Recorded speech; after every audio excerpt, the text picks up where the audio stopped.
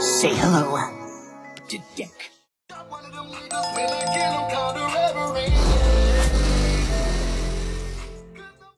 Fuck yes. Now I just need something to sink my teeth into. My turn, asshole. I'm only human after all.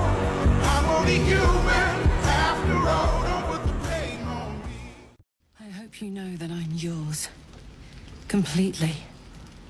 And I'd like to take you to bed now. Lord have mercy, I'm about to bust.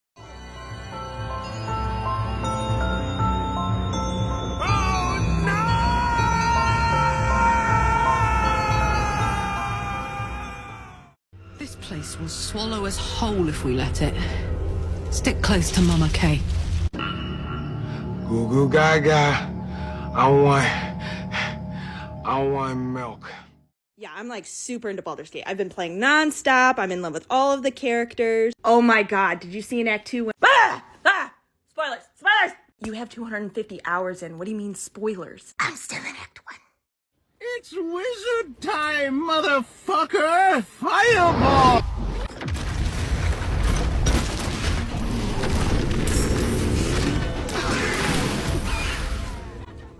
In Baldur's Gate 3, do you hate that you're limited to only 4 party members, while the enemy seems to have unlimited? Well, with the mod Party Limit Be Gone, you too can increase your party size up to 16 characters, so you can invite all your companions, especially Karlach, since she's the best. Do you think you have trouble jumping across, little man? Do you have someone waiting for you in Baldur's Gate, Astarion? No, sweetheart, no. Do you know what I love in Baldur's Gate that is so D&D? The backstories for the other characters. I was the main attack dog for the Archduchess of Hell. Of course I'm a level 1 barbarian, why'd you ask? I know the goddess of magic intimately. No, of course I don't know Fireball yet. Like, he's been around a couple hundred years, but his skills have significantly improved since being around me for a couple weeks. What was his time spent doing? Learning sass?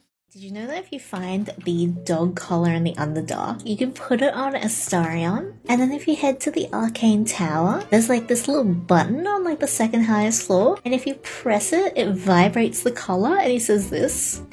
Oh, whatever you did, it made my neck piece vibrate. Can I do it again?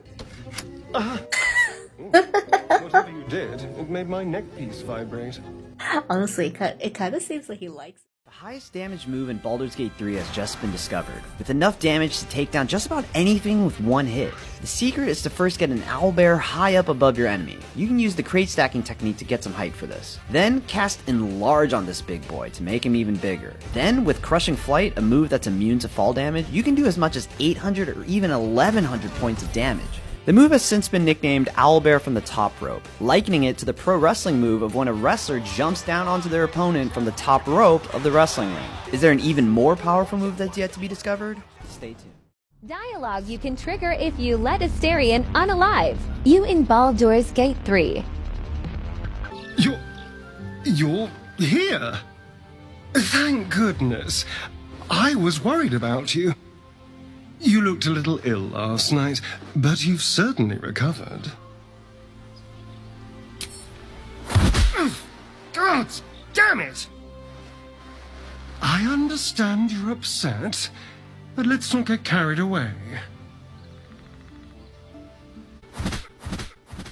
There's a controversial feature in Baldur's Gate 3 that you may not have even noticed. Here's how to turn it off. Karmic Dice is a feature that ensures that you won't have a streak of bad luck with your dice rolls. If you start rolling too many failures, the game will tip the scales in your favor a little bit.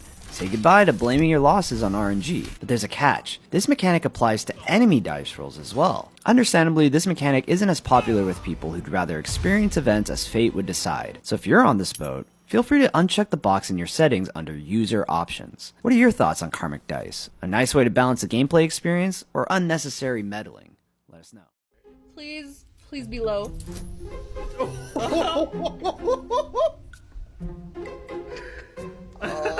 You gotta want it. You gotta smack that shit. Alright, here it is. No sweat. No problem. The High Rollers Club.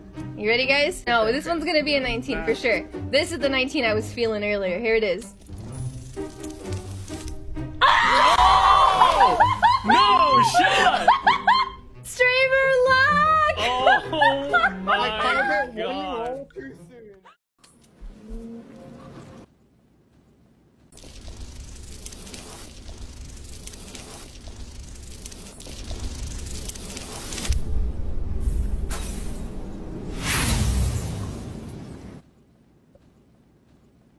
What you just said is one of the most insanely idiotic things I have ever heard.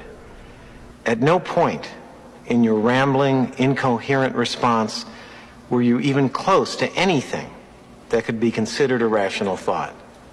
Everyone in this room is now dumber for having listened to it. I award you no points, and may God have mercy on your soul. It's too high for me. No way. Yeah. Are you for real? Yeah. You can't jump up here? That's a no?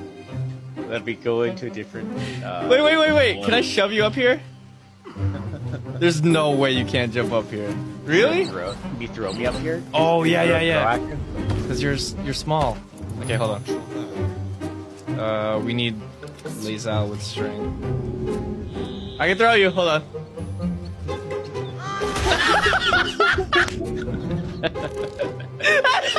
It hurts, but I'm up here. I bled like a pig. That's so funny. Let's do that every time. No, it hurt. I needed you to trust me. And you can trust me. I mean, I clearly can't, but I'm gonna do it anyway because I have no sense of self-preservation. I do. I believe you, Astarion. Thank you. Do you think you could trust me just a little further? I only need a taste, I swear. Really? Of course. Not one drop more. Oh no, it's fine. Let's Just... make ourselves comfortable, shall we? I'm more than happy for him to use me. Oh my god. Oh. Oh, he's... Quick, sharp pain that fades to throbbing numbness. Oh, that should have been me. Oh, he's just using me like a juice box. Ooh. Heads or tails? Call it. Heads. Heads it is. There. Happy? Flip it again. Really? I mean, fine. Heads or tails? Heads. Heads it is. There. Happy? Again. Mister, come on. Okay. Heads or tails? Heads. Heads it is. There. Happy? Again. Fine. Heads or tails? Does it keep going? Heads it is. There. Happy? One more. Heads or tails? He's getting pissed off. Heads it is. There. Happy? Flip it again. You're kidding me here, mister. You really are. Just take the ring, huh? Free sample. Secret loot in Baldur's Gate 3 Part 3. So for today's tip, we're going to teach you how to fight a secret spider boss and how to open a super rare book called the Necromancy of Thay and where to find it. First things first, you're going to go to the Blighted Village. Right near the teleporter in Blighted Village, there will be a little building. Go inside that building and you will find a cellar. Head down the cellar and behind a few boxes in the cellar, there will be a lever to open up to allow you into a secret tunnel. Once you're in the tunnel, you're actually able to come face to face with one of these magic mirrors that's going to ask you a fair amount of questions to test to see if you're the owner. Once you get inside, you're going to see a bunch of scrolls such as Animate, which honestly, I made Gale a Necromancer in this game, so it's so much fun and a lot of good spells down there. But you'll also find the Necromancy of Thay, a really cool book that you don't know how to open.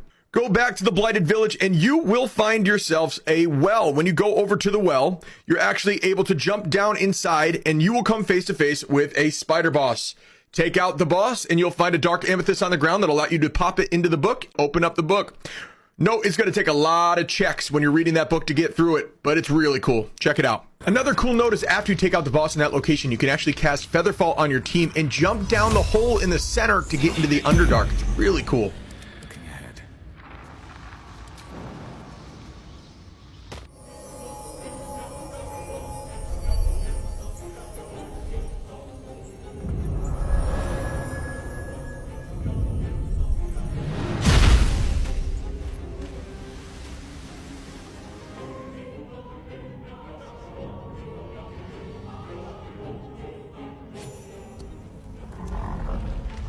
Broken bones. Gods, what's happening? Do you want your cleric to just have a laser beam mace that just destroys anything with holy light, depending on what it touches? Welcome to your bite-sized guide on how to get the Blood of Lathander. With all this, hoping that you have already made it to Rosymorn Monastery, or maybe you've passed it, this could be a good chance to go back to it before the end of Act 1, because this is incredibly strong mace. By going through one of the stained glass windows here on the left, you're able to go into an encounter with a bunch of drunken kobolds. This is a very easy encounter, and you can just clean through them pretty easily. After your encounter with the kobolds, stick towards the back of the room and do a little bit of parkour to get onto the roof of the building. Keep going down the hallways, and sooner or later, you're gonna be in a monument room, or a stained glass room, you know, whatever you want to call it. There's gonna be a big old wheel on the floor of stained glass. After talking with the stained glass floor, it's basically going to send you out on a wild scavenger hunt of trying to find 3 of the ceremonial weapons, and their locations are as shown. The ceremonial battle axe can be found by jumping out of the stained glass window that is to the side of the ceremonial room. All you have to do a little bit of a parkour jump over to the side of the cliff, and you're able to walk into the room. You're going to have to fight a guardian spirit. That's fine. Easy defeat, you know. Next one is the ceremonial hammer, which is guarded by an eagle in its nest. All you have to do is go back out the way you came, turn to the left, and there's going to be vines leading up to the roof. Go up there and, you know, fight the eagle for supremacy and get yourself the hammer. And finally, for the last one, we're going to be digging up a grave. We're going for the rusty mace, which is all the way on the outside on a cliff, and just go up to the gravesite with a shovel, dig it up, and you got yourself the rusty mace. Once you have all the ceremonial weapons, simply put them on the pedestals that show in the stained glass that's on the floor. And after that, a secret compartment will open up, which will have the crest and a note on what to do next.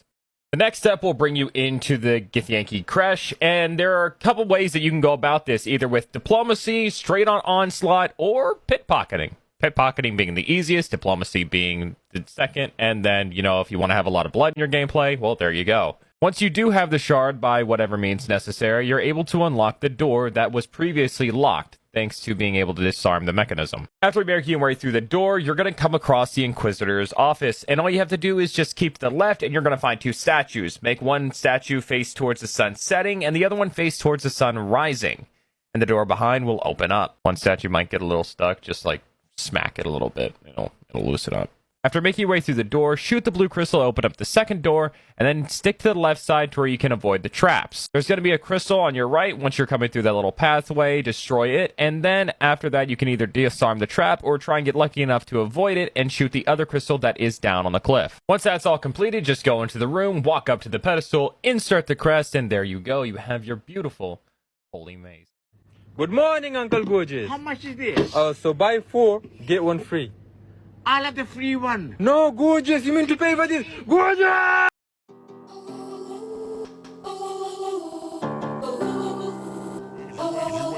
You ain't know me, bitch, stop playing. No cruise ship, showboat, I'm parading. Money Himalayan, salty cause you failing. Born to kill shit, no Matt Damon. Know you love when I get braggadocious.